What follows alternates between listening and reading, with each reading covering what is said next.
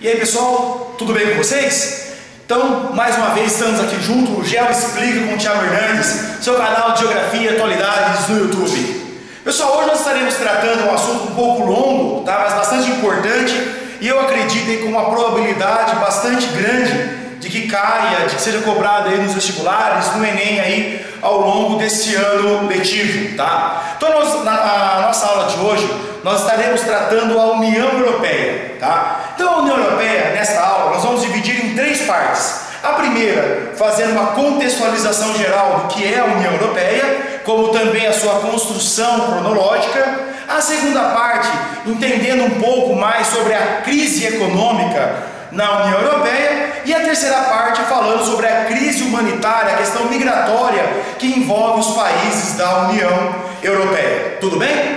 Então, começando aqui, o que é a União Europeia? A União Europeia pode ser entendida como a maior experiência da história da humanidade quando nós falamos em formação de grupos econômicos, tá? Então, a União Europeia é um grupo, é um acordo comercial entre 28 países que, por intermédio da criação de leis de estímulos à importação e exportação, circulação de pessoas, circulação de capitais e a criação de uma moeda comum que congrega alguns desses 28 países, tá? Visam facilitar as trocas comerciais e, consequentemente, estimular também o crescimento da economia dos países membros.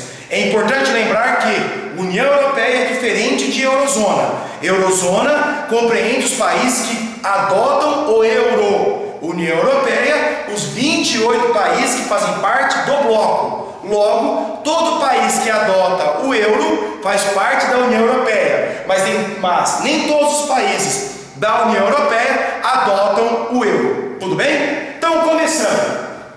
Em 1944, antes mesmo do final da Segunda Guerra Mundial, 3 países formaram uma associação, agruparam-se como forma, como mecanismo de auxiliá-los no processo de reconstrução do pós-Segunda Guerra, tá? Quais eram esses 3 países? Bélgica, Holanda e Luxemburgo. Daí a formação Benelux, as iniciais, Bélgica, Holanda e Luxemburgo.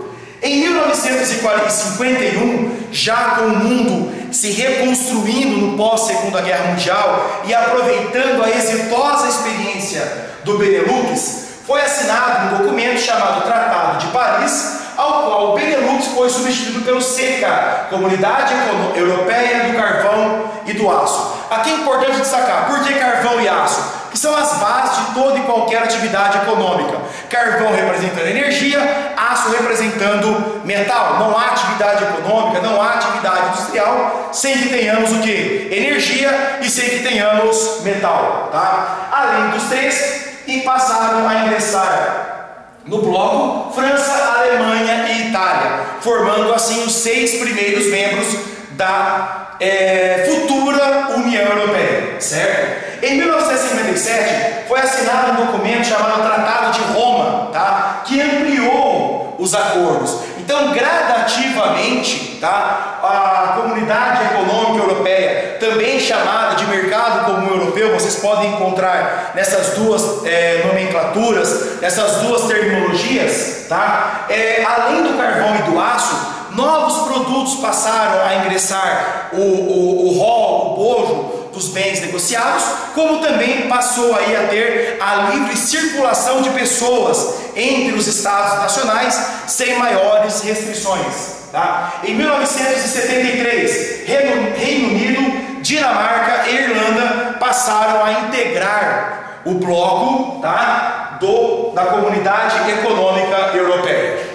Assim, em 1981 tivemos a entrada da Grécia. 1986, Portugal e Espanha ingressaram, formando aquilo que ficou conhecido então como a Europa dos 12. Tá? Em 1991, foi assinado um documento chamado Tratado de Maastricht, ao qual alterou a nomenclatura de Mercado Comum Europeu ou Comunidade Econômica Europeia para a tão conhecida e famosa União Europeia. Tá? Em 1995, tivemos o ingresso da Finlândia, da Áustria e da Suécia.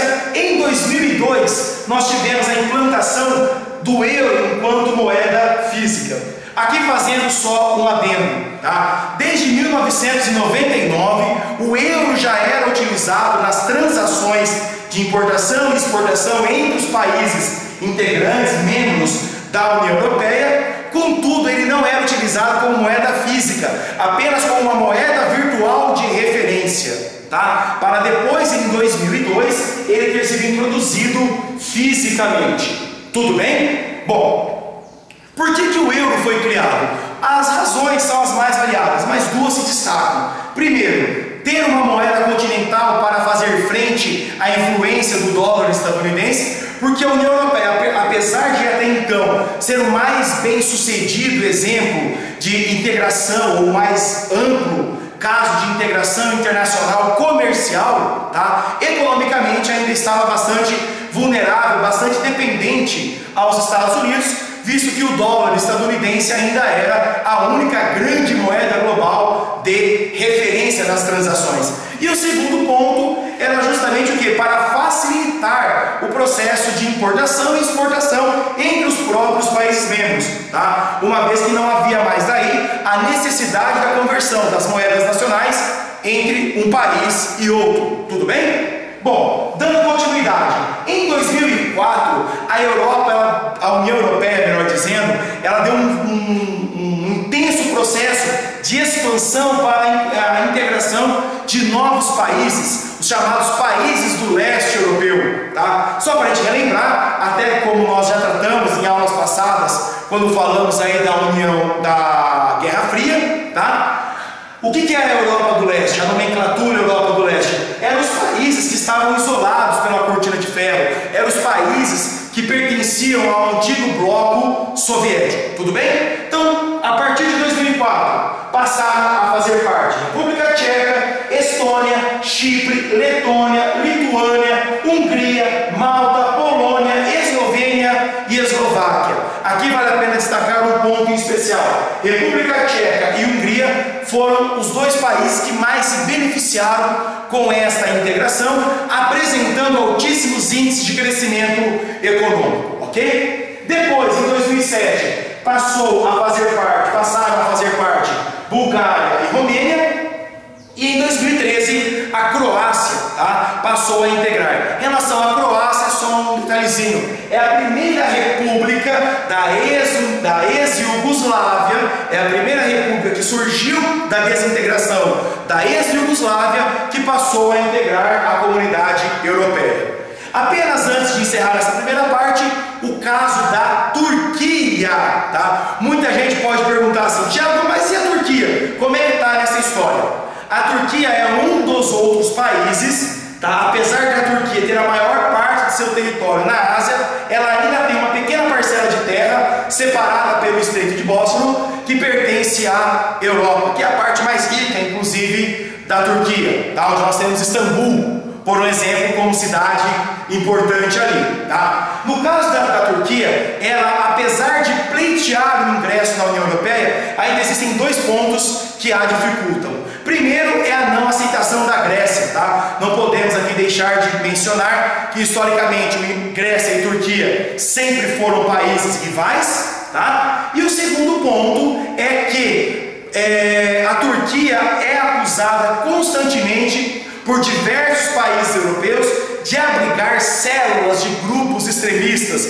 grupos terroristas. E alguns países acreditam que, se a Turquia ingressar na União Europeia e passar a participar de alguns direitos, como a livre circulação de pessoas, o restante da Europa, entre aspas, corre o risco de ser invadida por imigrantes que muitas vezes não são tão desejados assim na União Europeia. Inclusive vai ser o tema da nossa terceira aula de União Europeia, tá? E que ela pode também abrigar e facilitar o que? A entrada de extremistas. Gente, então, nesse primeiro momento, as observações eram estas. Não deixem de assistir as partes 2 e 3 ainda, tá? E também informe aos seus amigos, compartilhem, divulguem, tá? Já explica com o Tiago Hernandes, o seu canal de Geografia e Atualidades no YouTube. Um abraço, tchau!